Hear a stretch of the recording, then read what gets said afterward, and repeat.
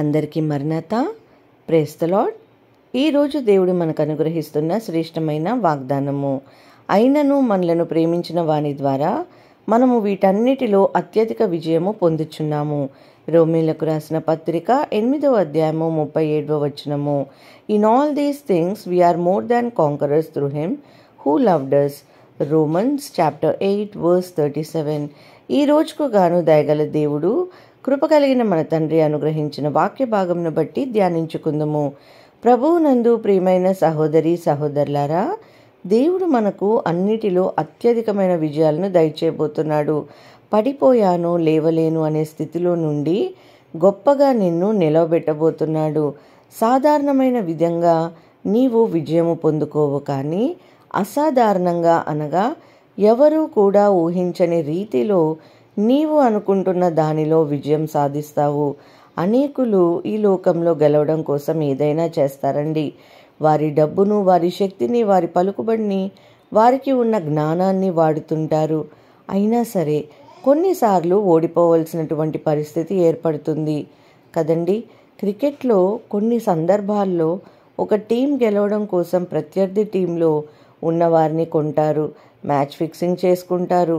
కానీ కారణం ఎలా అయినా సరే మేమే గెలవాలి, మేమే ఈ కప్పుని సాధించాలి అని. ఆ విజయము నిజమైనది కాదు కదా. దొరికితే వారిని క్రికెట్ నుండే బహిష్కరిస్తారు, నిషేధిస్తారు. అంటే మనిషికి ఎంత రిస్క్ అయినా పర్వాలేదు, కానీ ఎవరు అటు ఇటు పోయినా అవసరం లేదు. వారు గెలవడం మాత్రం ముఖ్యము. పేరు కోసమో, పరువు కోసమో, కుటుంబం కోసమో, ఆధిపత్యం కోసమో, ఏ కారణమైనా సరే అయి ఉండవచ్చండి. కానీ గెలవాలి, విజయము సాధించాలని తాపత్రయపడుతుంటారు. అయితే మన దేవుడు, మనల్ని ప్రేమిస్తున్న దేవుడు మనల్ని ఓడిపోనివ్వడండి. మనకు ఓటమిని రానివ్వడు. మనము ఎదుర్కొంటున్న బాధలలో, హింసలలో, కరువులలో, ఉపద్రవములలో మనకు అత్యధిక విజయము ఇస్తారు. ఆ అత్యధిక విజయము యథార్థముగా వచ్చేది, ఏదో చెడు మార్గంలో నుండి వచ్చేది కాదు, ఎవరినో ప్రలోభ పెడితే వచ్చేది కాదు. ఆ గొప్ప విజయము, అత్యధిక విజయము ఏంటి అంటే ఎవ్వరు కూడా ఊహించనిది. మనందరికీ ఎలక్షన్స్ జరిగాయి, అందరూ రిజల్ట్ కోసం ఎదురు చూస్తున్నాం. మన నాయకుడు, మనము అభిమానించే పొలిటీషియన్ నార్మల్గా గెలవాలని అనుకోము కదండి. 100 ఓట్ల తేడాతోనో 1000 ఓట్ల తేడాతోనో గెలిస్తే అలా గెలిచిన పెద్ద సాటిస్ఫాక్షన్ ఉండదు. 1,00,000 ఓట్ల మెజారిటీతో గెలిచి చూపిస్తామని కొందరు సవాల్ చేస్తుంటారు. అలా గెలిచినప్పుడే వారు సంతోషిస్తారు. ఎదురుగా ఉన్న ప్రత్యర్థులు ఆశ్చర్యపోతారు. అది అత్యధిక విజయం అంటే. ఈరోజు నీ జీవితంలో నీవు కూడా అత్యధిక విజయము పొందుతావు.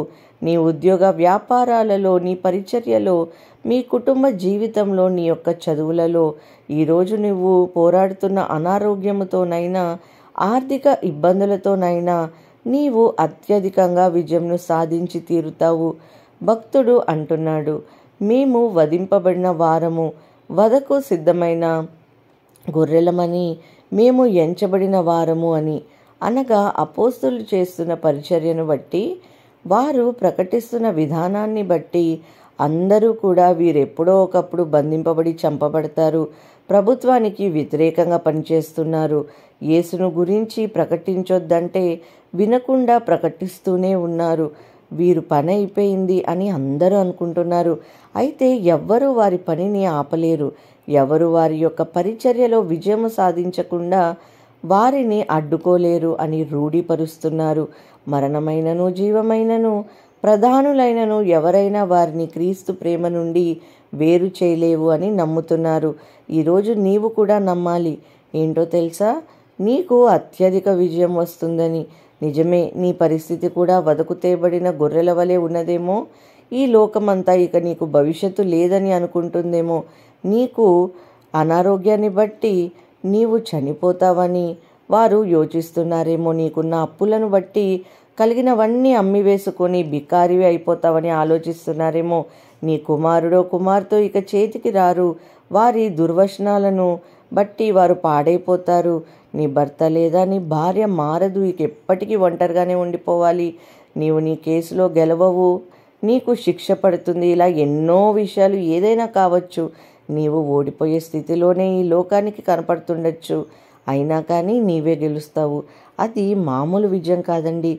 ఆ గొప్ప విజయం ఎలా వస్తుందంటే మనల్ని బట్టి కాదు, మనకున్న వనరులను బట్టి కాదు, మనలను ప్రేమిస్తున్న యేసుక్రీస్తు వారిని బట్టి మనము విజయంను పొందుకోబోతున్నాం. ఆయనే మనకు సహాయం చేస్తాడు. ఆయనే మనల్ని నడిపిస్తాడండి. ఆయనే మనల్ని స్వస్థపరుస్తారు. ఆయనే మన పక్షమున నుండి మనకు న్యాయం తీరుస్తారు. ఈ మాటలు వింటున్న ప్రియమైన సహోదరి సహోదరుడా, నీవు ఓటమి అంచులలో ఉన్నప్పటికీ భయపడకు. నీవు నమ్ముకున్న యేసయ్యకు ప్రార్థించు. నీవు తప్పకుండా గెలుస్తావు. దేవుడి మాటలను దీవించి మన హృదయంలో ఫలింపచేయునుగాక. ప్రార్థన చేసుకుందాం. ప్రార్థన. మహాపరిశుద్ధుడ ఘనమైన తండ్రి, మీ బంగారు పాదములకు స్తోత్రములు ప్రభువా. యేసయ్య ఇచ్చిన ఈ గొప్ప వాగ్దానం కొరకు స్తోత్రములు తండ్రి. అవును యేసయ్య, విజయము ప్రతి ఒక్కరి జీవితంలో ఎంతో అవసరమై ఉన్నది ప్రభువా. చిన్న బిడ్డల నుంచి నా ప్రభువా తండ్రి, పెద్ద యవనస్తులు కానీ పెద్దవారు కానీ నా ప్రభువా, తన జీవితంలో ప్రతి విషయంలో మేమందరం కూడా పోరాడుచుండగా ప్రభువా, మా వల్ల కాదు కానీ యేసయ్య మీ యొక్క సహాయం ఉంటే ఖచ్చితంగా మా జీవితంలో గొప్ప విజయములు మేము చూస్తాం తండ్రి. ముఖ్యంగా ప్రభువా, మీరు ఆమెనంటే కనుక తండ్రి ఖచ్చితంగా ఆ కార్యము నెరవేర్చబడుతుంది కనుక ప్రభువా, ఈ వాగ్దానము మా జీవితంలో నెరవేర్చబడులాగున నా ప్రభువా దీవించండి.